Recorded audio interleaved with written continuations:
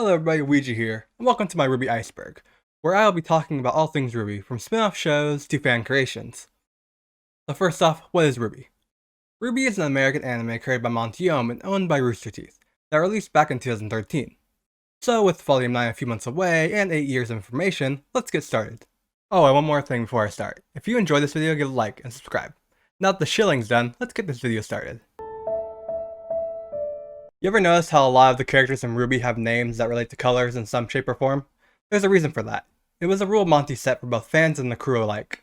Every character must be named after a color, sound like a color, mean a color, or make you think of a color. The in-universe reason for this being a thing was that during the Great War 80 years ago, one side of the conflict began naming their children after colors, as a way to rebel against the opposition's pursuit to destroy creativity. After the end of the war, this tradition just stuck around. In early 2019, Vic Mignogna, the voice actor of Crow, was faced with several allegations of sexual harassment, leading him to being recast in RWBY with Jason Lieberher. Their decision to do so has received a mixed reception from the fandom. In April 2016, and off the back of the darkest volume so far of RWBY, RoosterTeeth announced the RWBY comedy spin-off known as RWBY Chibi, which features skits of the various characters in weird scenarios, with exaggerated forms of their Beacon-era personalities. It ran for 3 seasons before being presumably cancelled, before returning as part of a compilation show called Neon Combini, which feels like the Amanda Show but animated, featuring a variety of skits starring unrelated characters. RWBY Chibi obviously being there to draw people's attention to the show. Everybody knows that Weiss has a scar over her left eye, but how did she get it? Well, we see in the white trailer that she gets it fighting a knight. In the manga, they go even more in depth with it. The knight was a grim created by the Schnee Death Corporation, that Weiss's father forces her to fight to go to Beacon, one he doesn't expect her to beat, further cementing how big of a piece of shit her father is. Leading up to the release of Volume 1 of RWBY, RoosterTeeth released trailers for the show. Each one features one of the main characters in combat, with their theme song in the background. These trailers also served as snippets of the characters' backstory and personalities. Well, except for Ruby, who was more of an animation tech demo. Death Battle is a popular show by Screw Attack, where they pit 2 different fictional characters against each other, in a battle to the death, with them deciding who wins through extensive personal research. Naturally, something like this leads to a lot of anger amongst nerds. In 2015, we saw the first Death Battle featuring a RWBY character, with Yang vs Tifa, which ended in a victory for Yang. Then earlier this year, Blake fought and beat Mikasa. Then of course, in 2019, we had Weiss square off against Mitsuri, from Persona 3. Which Weiss lost, being the only RWBY member to lose so far. Which of course they had her lose. RoosterTeeth hates Weiss. Remember how I mentioned angry nerds? Well yeah, that was me when this episode came out. Which I won't get into here. All I'll say is they don't have any idea how Persona abilities works, and this was bullshit. I mean, come on, they're combining Persona shit together. You can't put animation and game stuff together in their canon, and they don't even know how Persona abilities. If there is one thing that probably surprised anime fans, it was RWBY's popularity in Japan. Something similar shows like Avatar were never able to do. RWBY was the first American anime to get exported to Japan, with a top-tier cast as well, featuring such names as Sayori Hayami, who is RWBY, who has voiced in a plethora of high-profile series, such as the Tales franchise, Fairy Tail, and Demon Slayer, and Weiss's voice actress Yoko Hisana, who voices Rios in High School DxD, and Mio in K-On! While RoosterTeeth had dabbled in animation before RWBY, with Red vs. Blue seasons 8, 9, and 10, this was usually in conjunction with the Halo game itself. There was also the RoosterTeeth Animated Adventures, but these were just a part of the RoosterTeeth podcast, and were usually on a couple minutes long. RWBY, on the other hand, was the first time RoosterTeeth went all in on an animated show. When coming up with the character designs, RoosterTeeth looked towards fairy tales, folklore figures, and mythology for inspiration, with each character being based on, at least from a design perspective, one of these things. We have the obvious ones like RWBY being based off Red Riding Hood, Weiss being Snow White, Blake being Belle, I believe, and Yang Goldilocks. Then we have the less noticeable ones, like Torchwick, who alludes to Romeo Candlewick from Pinocchio, and Ren being based on Mulan.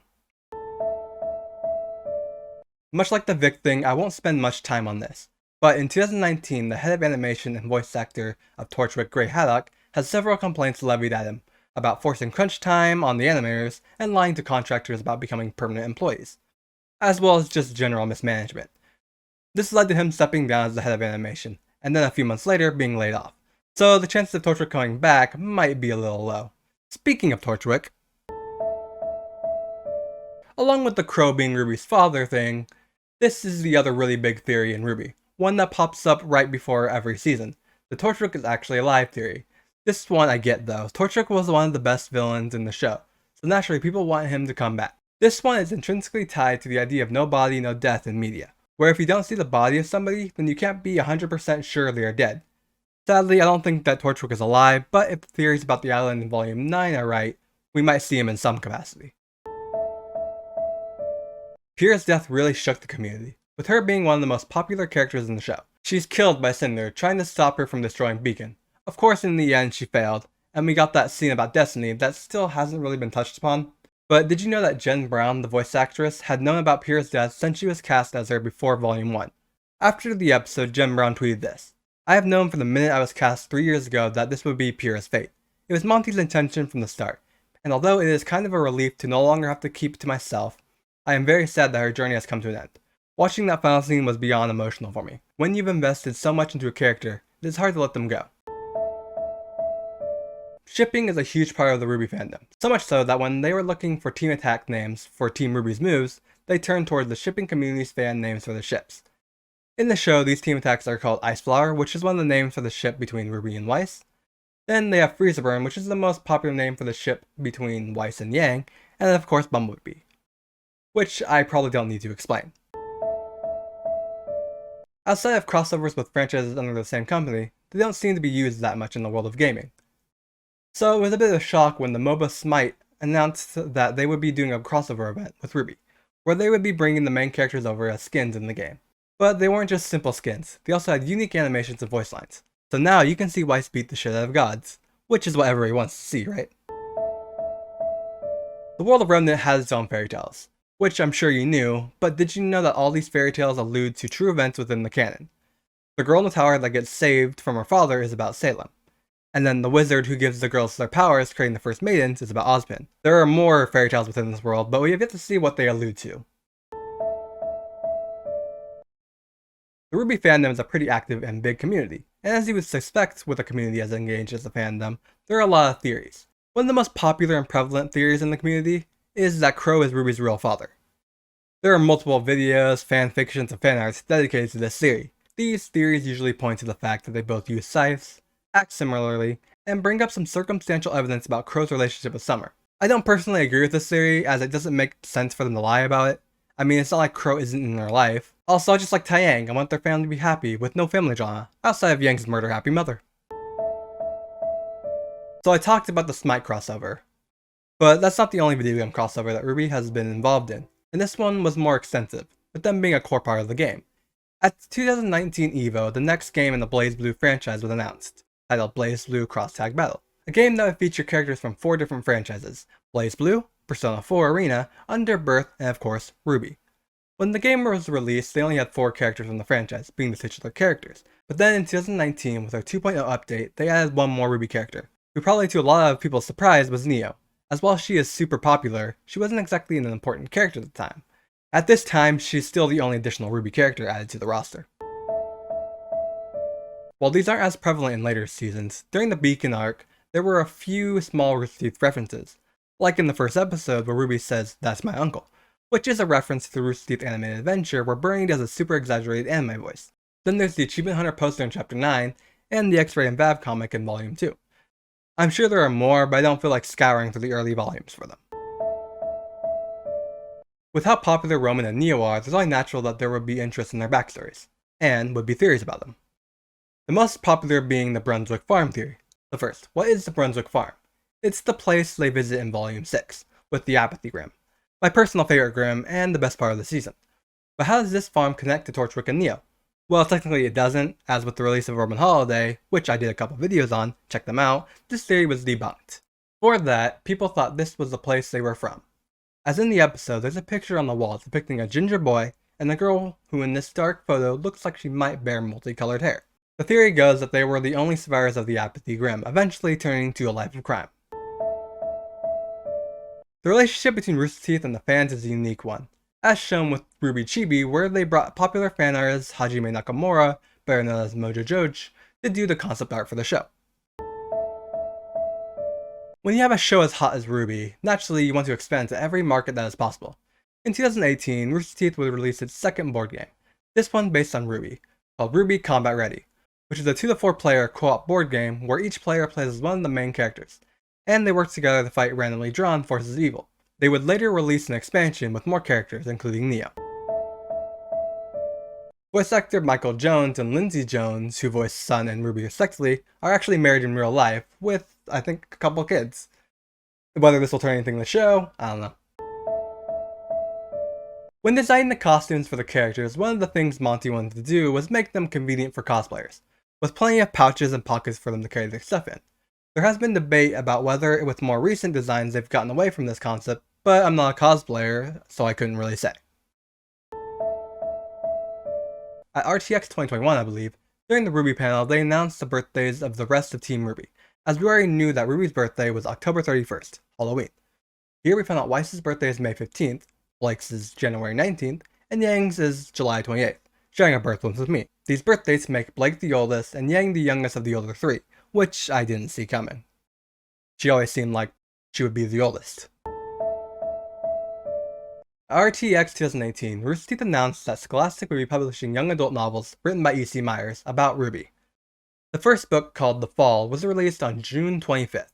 It takes place at the same time as Volume 6, and is about Teen Caffeine's adventures at Shade Academy. The second book, which is a sequel to After the Fall, was released on July 21st, 2020. It takes place a few months after the previous book. Then finally we have the most recent book, which is the only one I've read, titled Roman Holiday, that released on September 13th.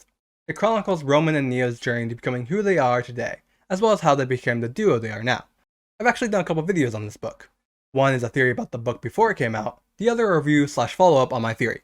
Go check those out if you are interested in shameless plugs.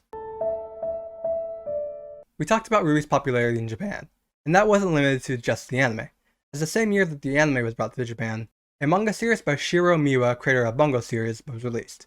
It covered the trailers and one original arc during their school days. This wasn't the only manga series, as not long after the end of Miwa's RWBY manga, the official RWBY manga was released, which covered the first 2 volumes of the show. This one wasn't as well received, with the author making changes to the character's personality. There's a lot of division in the RWBY fandom, but there's no bigger division outside ships than the opinion of the community on Jean.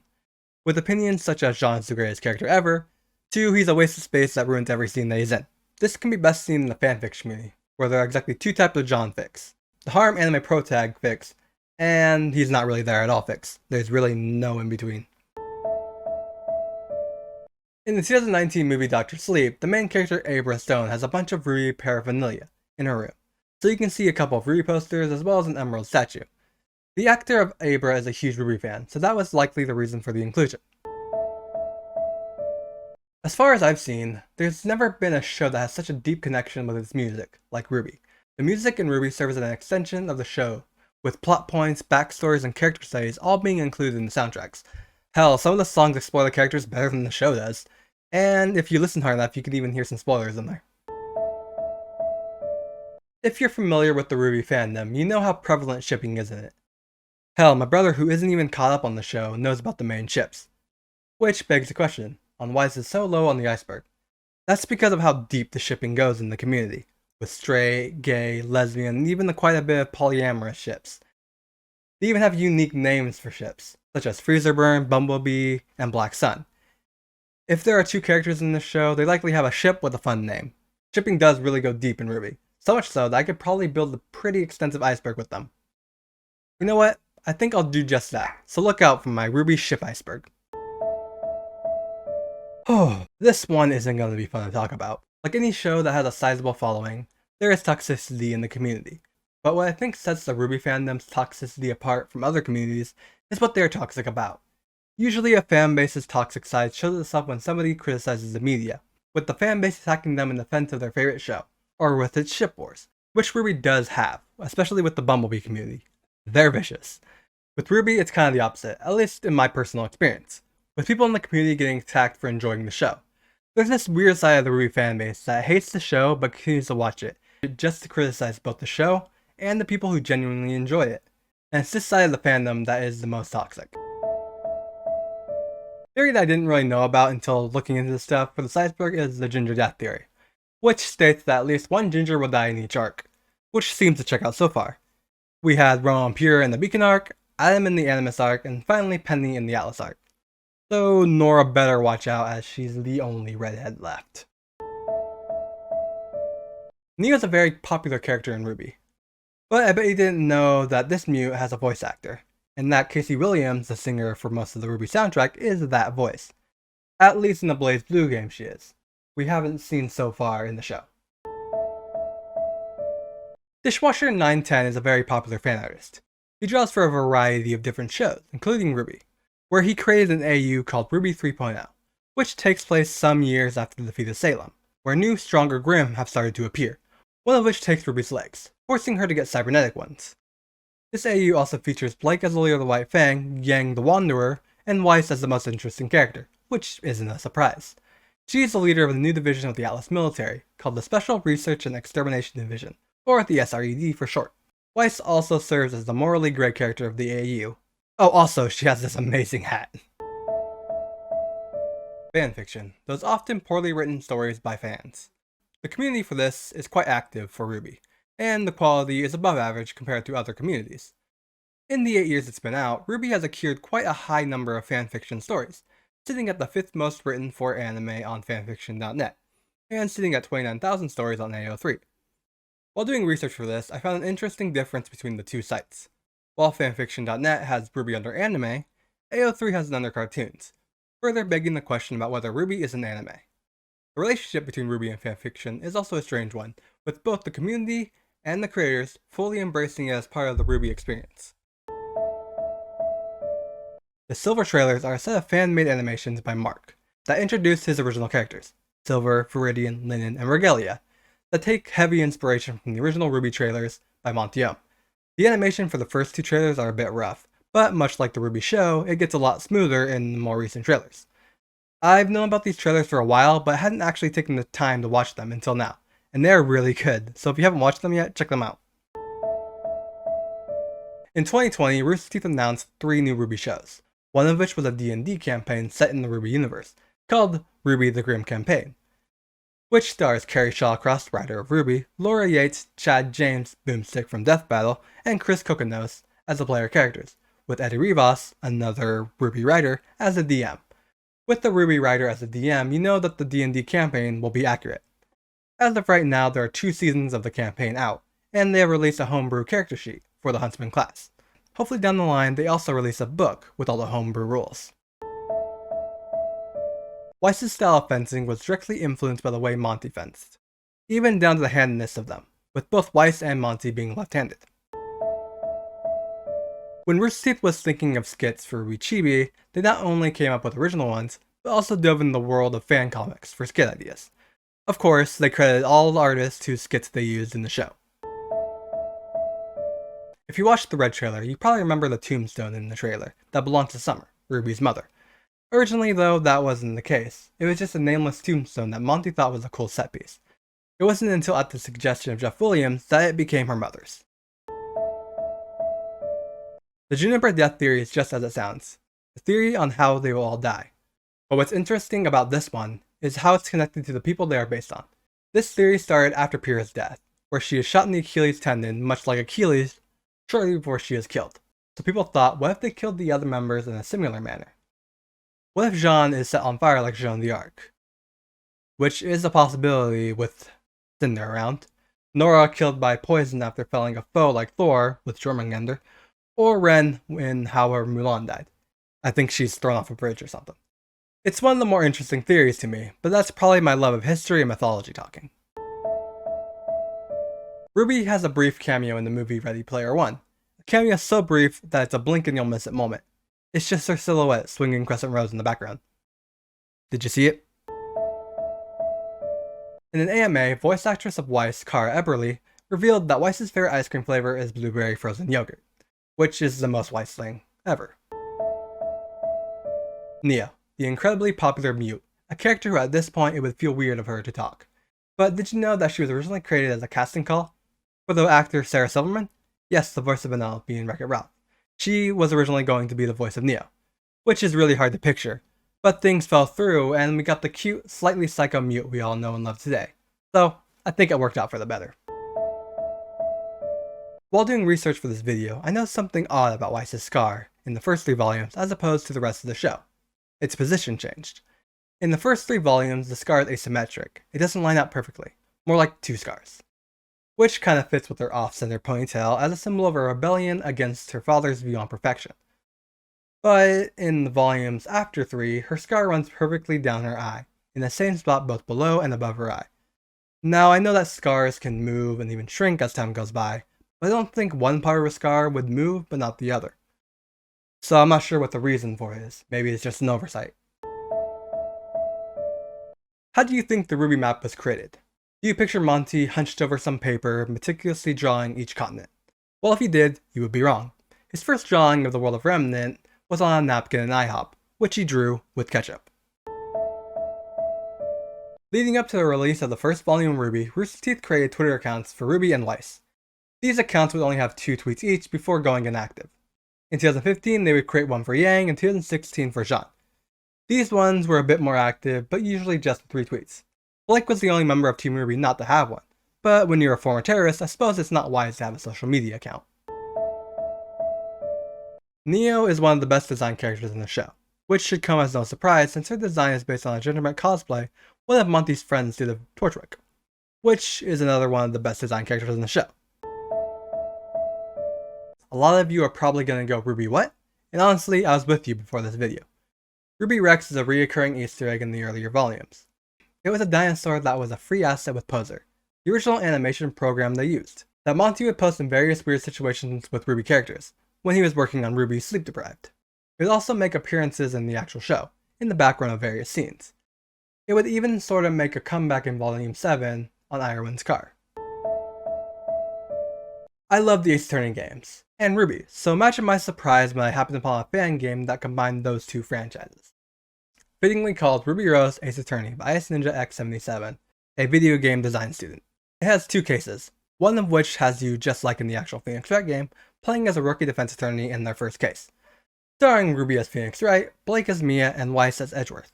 Then there's the second and more interesting case, which has you playing as Prosecutor Weiss, going up against Blake, in a case starring Adam as the defendant. Unfortunately, if you want to play it, the link no longer works. But they do have the gameplay of the first case, up on their YouTube channel. And even more unfortunate is that it doesn't look like it'll ever be finished, as the second case came out back in 2014. Which really sucks because the second case leaves off on a super interesting note. So Ice Ninja, if by any miracle of a chance that you are watching this video, I would pay you to finish it, or at the very least update the link so you can play the current cases. And that is the RWBY Iceberg explained.